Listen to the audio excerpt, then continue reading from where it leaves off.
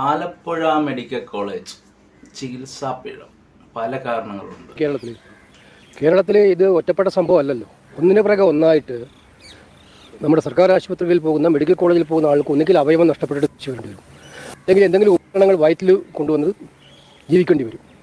ഇത് ഒരു സംഭവമാണെങ്കിൽ നമുക്ക് മനസ്സിലാക്കാം, ഒറ്റപ്പെട്ട സംഭവമല്ല. കോഴിക്കോട് ഹർഷീനിയൻ സംഭവത്തിന് ശേഷം എത്ര സംഭവങ്ങൾ, വയനാട്, പാലക്കാട്, എത്ര സ്ഥലങ്ങളിലാണ് ഇത് റിപ്പീറ്റ് ചെയ്തുകൊണ്ടിരിക്കുന്നത്.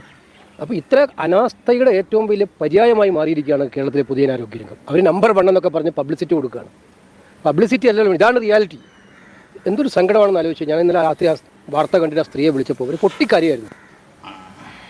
അവർ തൊഴിലുറപ്പ് തൊഴിലാളിയാണ്. ഇതും വെച്ചുകൊണ്ട് വയറ്റിലേക്ക് വെച്ചുകൊണ്ട് തൊഴിലുറപ്പ് തൊഴിലാളി അവർ ജോലി ചെയ്തുകൊണ്ടിരിക്കുകയായിരുന്നു, പല വേദനകളും സഹിച്ചുകൊണ്ടിരിക്കുകയായിരുന്നു.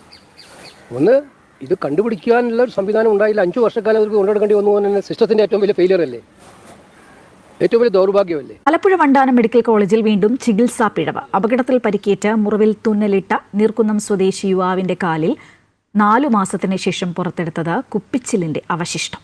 അർദ്ധരാത്രിയിൽ മൃതദേഹവുമായി പ്രതിഷേധം. പുന്നപ്ര സ്വദേശിനി ഉമായിബയുടെ മരണത്തിൽ ചികിത്സാ പിഴവ് ആരോപിച്ചാണ് ബന്ധുക്കളും നാട്ടുകാരും പ്രതിഷേധിച്ചത്. പരാതി അന്വേഷിക്കാമെന്ന ആശുപത്രി സൂപ്രണ്ടിന്റെ ഉറപ്പിലാണ് പുലർച്ചെ പ്രതിഷേധം അവസാനിപ്പിച്ച് മൃതദേഹവുമായി ബന്ധുക്കൾ മടങ്ങിയത്.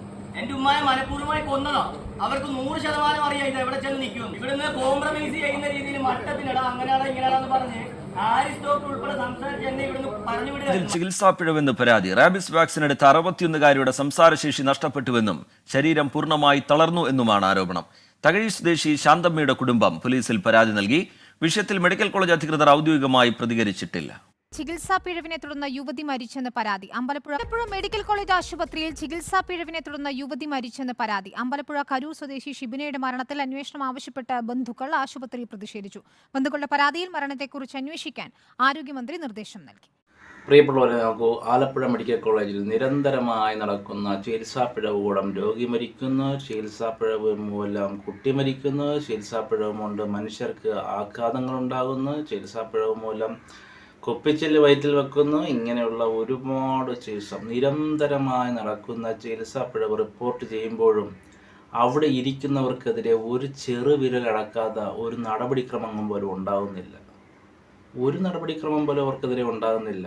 അവർ വീണ്ടും അവിടെ നിന്ന് തെറ്റാവുക ഒരു സമിതിയെ വെക്കുന്നുണ്ടെന്ന്. സമിതിയെ വെച്ച് കഴിഞ്ഞെന്നാൽ സമിതി എന്താണ് ചെയ്യുന്നത് എന്ന് നമുക്ക് എല്ലാവർക്കും അറിയാം. വെയിറ്റ് വാഷ് ചെയ്യുക. ഇവിടെ ഒരു വിഷയവും ഇല്ല. ഇതെല്ലാം രോഗികളുടെ വിഷയമാണ്, അല്ലെങ്കിൽ അന്നത്തെ സാഹചര്യത്തിൻ്റെ വിഷയമാണ്. ഇത് ചെയ്തവർക്കോ ചെയ്യിച്ചവർക്കോ കൂട്ടുനിന്നവർക്കോ അതുമായി ബന്ധപ്പെട്ടവർക്കോ യാതൊരുവിധ നടപടി ആർക്കുമെതിരെ ഉണ്ടാകുന്നില്ല. ഹിറ്റ്ലറിൻ്റെ കോൺസെൻട്രേഷൻ ക്യാമ്പ് ആണ് നമ്മുടെ മെഡിക്കൽ കോളേജിൽ നിന്നാണ് പലപ്പോഴും എനിക്ക് തോന്നിയിട്ടുള്ളത്. അതിന് നമുക്ക് നേരിട്ട് അനുഭവമുള്ള സംഭവങ്ങളാണ്. കാര്യം നമ്മളവിടെ ചെല്ലുമ്പോഴാണ് മനുഷ്യരുടെ വില എന്താണെന്ന് മനസ്സിലാകുന്നത്. സാധാരണക്കാരായ ദരിദ്ര നാരായണന്മാരാണ് അവിടെ ചെല്ലുന്നത്. അതേപോലെ തന്നെയാണ് അവർ ട്രീറ്റ് ചെയ്യുന്നത് നമ്മളെ. പുഴുക്കളെ, അതായത് ഹിറ്റ്ലറിൻ്റെ കോൺസെൻട്രേഷൻ ക്യാമ്പുകളിൽ പോലും വിലയില്ലാത്ത രീതിയിലുള്ള, അനുസ്മരിപ്പിക്കുന്ന രീതിയിലുള്ള, എങ്ങനെ അവിടെ ചെന്ന് കഴിഞ്ഞാൽ നമ്മളെ ഒരു ശവമായി തിരിച്ചു വരാം എന്നാണ് നമ്മുടെ എക്സ്പെഷ്യലി നമ്മുടെ വണ്ടാനം മെഡിക്കൽ കോളേജ്. അവിടെ ആരെന്നില്ല, ചെല്ലുന്ന എല്ലാവരെയും കൊല്ലുക.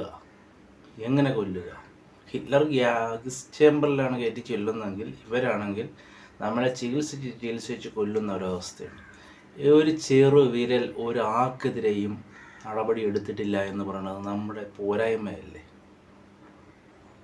നിരന്തരം റിപ്പോർട്ടുകൾ തേടുന്നു, സമിതിയെ വെക്കുന്നു, സമിതി അന്വേഷിച്ച് റിപ്പോർട്ട് കൊടുക്കുമ്പോൾ ആർക്കും ഒരു വീഴ്ചയില്ല എന്നുള്ള റിപ്പോർട്ടുകളല്ലേ എപ്പോഴും പോകുന്നത്. എന്ത് ചെയ്യുമെന്നവർ മനുഷ്യരായി പിറന്ന ഒരു കാരണവശാലും നമ്മളവിടെ പോകരുതെന്നുള്ളതാണ് നമ്മൾ ചെയ്യുന്നത്. കാരണം അവിടുത്തെ സിസ്റ്റം അതാണ്. സിസ്റ്റം ഫെയിലിയറിൻ്റെ വ്യക്തം ഉദാഹരണമാണ്. അവിടെ നമുക്ക് രോഷം ഉണ്ടാകും. കാര്യം അത് സാധാരണക്കാരൻ്റെ ഒരു വികാരമാണ്. അവിടെ ചെല്ലുമ്പോഴേ നമുക്ക് കാര്യം മനസ്സിലാകുന്നുള്ളൂ. ഒന്നും അറിയാൻ മേലാത്ത പിള്ളേരെ പോലും അനുസ്മരിക്കുന്ന രീതിയിലുള്ള പ്രവർത്തനങ്ങളാണ് ചില സമയങ്ങളിൽ അവിടെ ഉണ്ടാകുന്നത്. എന്തിനാണ് ഈ സിസ്റ്റം ഇങ്ങനെ പ്രവർത്തിക്കണമെന്ന് ഞാൻ ആലോചിക്കുന്നത്. ഒരു കുത്തഴിഞ്ഞ പുസ്തകം ആർക്ക് വേണേലും എന്ത് വേണേലും ചെയ്യാവുന്ന രീതിയിലുള്ളൊരു പ്രവർത്തനമാണ്.